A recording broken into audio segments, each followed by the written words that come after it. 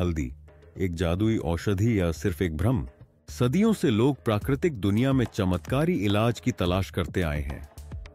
ऐसे सुनहरे अमृत, रहस्यमयी जड़ें और शक्तिशाली पौधे जो शरीर को स्वस्थ रखने, मन को शांत करने और बीमारियों से लड़ने का दावा करते हैं। इन सब के बीच एक साधारण सी दिखने वाली औषधि ने अपनी अलग पहचान बनाई है। चमकदार, सुर्ख पीली और वादों से भरी। हल्दी को कभी रसोई का रत्न कहा गया तो कभी एक चमत्कारी औषधि। लेकिन क्या वाकई हल्दी एक जादुई मसाला है या फिर यह सिर्फ एक और बढ़ा चढ़ाकर पेश किया गया सेहत का चलन? हल्दी कर्कुमा लोंगा नामक पौधे की जड़ से प्राप्त होती है, जो दक्षिण एशिया की मूल निवासी है। यह हजारों वर्षों से भारतीय परंपरा, आयुर्वेद और चीनी चिकित्सा पद्धतियों का हिस्सा रही है, जिसे पाचन सुधारने, दर्द कम करने और त्वचा की देखभाल जैसे लाभों के लिए सराहा गया है। रसोई में यह कई व्यंजनों और पेयों में स्वाद और रंग भरने के लिए प्रयोग होती है, लेकिन हाल के वर्षों में इसने एक वैश्विक सुपरफूड के रूप में प्रसिद्धि पाई है।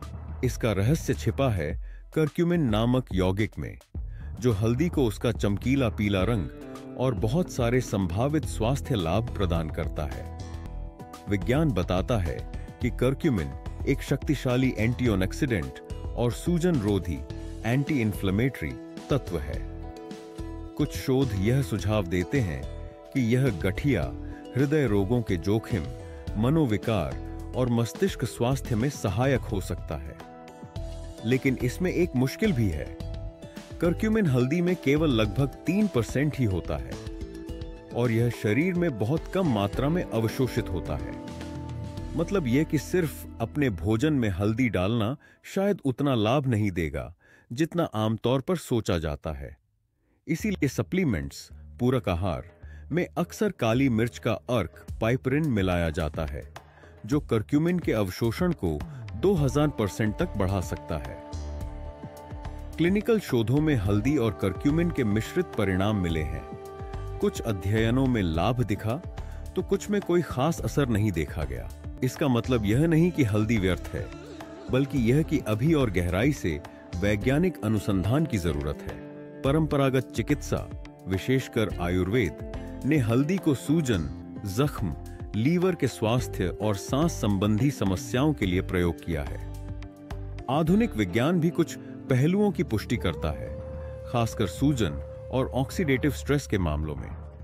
लेकिन जरूरी है कि हम परंपरा और विज्ञान के बीच संतुलन बनाए रखें।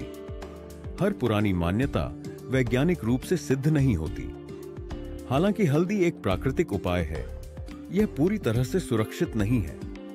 अधिक मात्रा में या लंबे समय तक सेवन करने से पेट खराब, चक्कर आना या दवाओं के साथ प्रतिक्रिया जैसी समस्याएं हो सकती हैं, खासकर ब्लड थिनर लेने वालों के लिए।